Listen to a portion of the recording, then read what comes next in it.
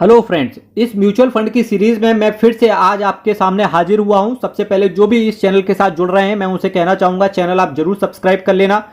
आपको बहुत कुछ म्यूचुअल फंड के क्षेत्र में, स्टॉक मार्केट के क्षेत्र में, हर टर्म के सब्जेक्ट में यहां पर सीखने को मिलेगा।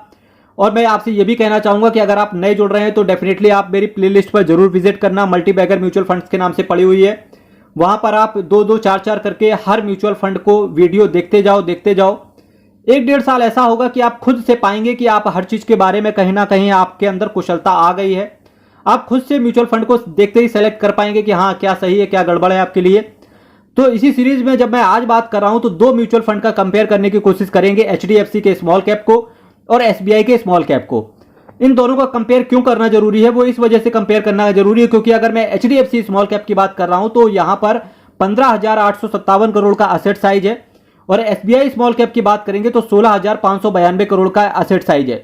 तो डेफिनेटली दोनों ही म्यूचुअल फंड के अंदर सिमिलर फंड्स को इन्वेस्टर्स ने डिप्लॉय किया है। तो पर ऐसा क्या है कि एचडीएफसी और एसबीआई स्मॉल कैप को अलग बनाता है, किन इन्वेस्टर्स को कहां से दूर रहना चाहिए, ये सारे सब्जेक्ट में एक वीडियो के अंदर मैं बताने की कोशिश करूंगा।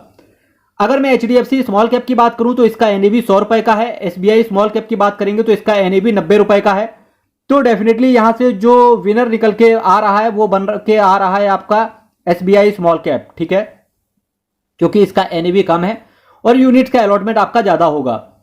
वहीं अगर दूसरे नंबर पे जो मैंने कंपेयर करने की कोशिश करी है वो माध्यम मैंने रखा है रिटर्न, कि किस म्यूचुअल फंड ने कितना रिटर्न इन्वेस्टर्स को प्रोवाइड करके दिया है। तो मेरे दोस्तों अगर मैं मैक्सिमम बात करूं तो एचडीएफसी स्मॉल कैप ने 19.33% के सीएजीआर के हिसाब से, सीएजीआर का मतलब होता है मेरे दोस्त कंपाउंड, म्यूचुअल फंड के अंदर कंपाउंड होकर के रिटर्न मिलता है। एसबीआई स्मॉल कैप की बात करेंगे तो यहां पर जो कंपाउंड करके रिटर्न दिया है मैक्सिमम तो 25.11% के सीएजीआर के हिसाब से अपने इन्वेस्टर्स को एसबीआई स्मॉल कैप ने रिटर्न बना करके दिया है। तो अगर मैं रिटर्न के हिसाब से कंपेयर करने की कोशिश करूं तो वहां पर भी एसबीआई स्मॉल कैप विनर होते हुए देखने को मिल रहा है।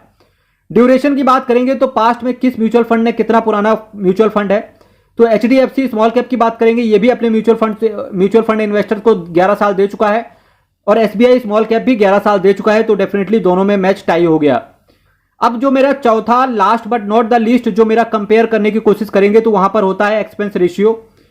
जहां एचडीएफसी स्मॉल कैप आपसे 0.79% का एक्सपेंस रेशियो चार्ज करता है, वहीं एसबीआई स्मॉल कैप आपसे केवल 0.73% का एक्सपेंस रेशियो चार्ज करके चल रहा है।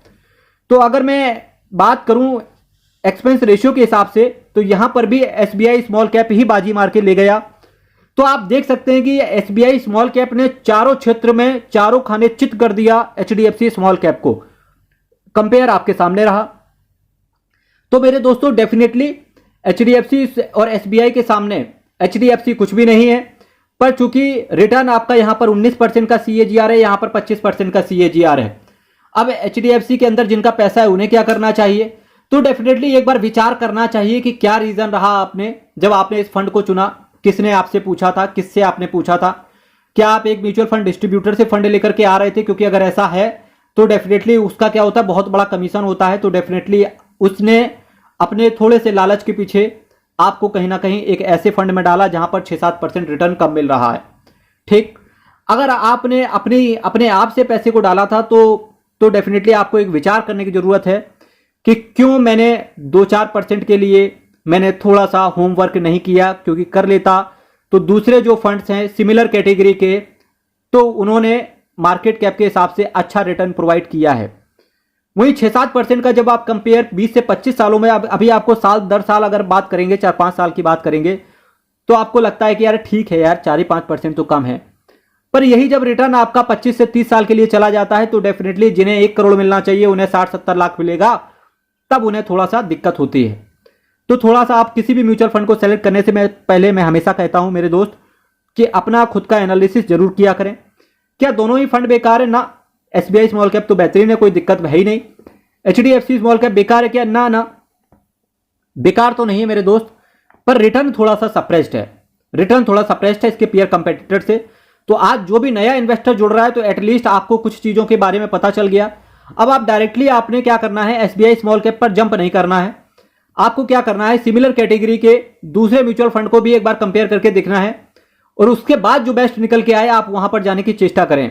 एग्जाम्पल के तौर पे निप्पॉन इंडिया का स्मॉल कैप के बारे में आप जानना चाहेंगे, एक्सिस स्मॉल कैप के बारे में आप जानना चाहेंगे, क्वांट स्मॉल कैप के बारे में आप जानना चाहेंगे, HSBC के बारे में जानना चाहेंगे, टाटा स्मॉल कैप के बारे में जानना चाहेंगे, इसके बाद ही किसी म्यूचुअल फंड को लेने की चेष्टा बनाएं।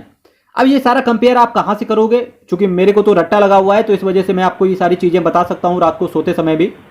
तो होता क्या है, पर आपको करना क्या है, ये सारी चीजें आपको ये सारी चीजें क्या करना है, केवल मल्टीबैगर म्यूचुअल फंड्स के नाम से प्लेलिस्ट पड़ी हुई है। मैंने हर म्यूचुअल फंड का इन डेप्थ एनालिसिस और उसका कंपेयर करके दिया है।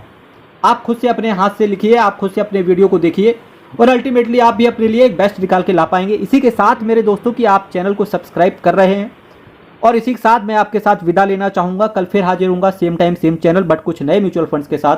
तब तक के लिए शिवम पांडे को दीजिए इजाजत। बहुत बहुत धन्यवाद।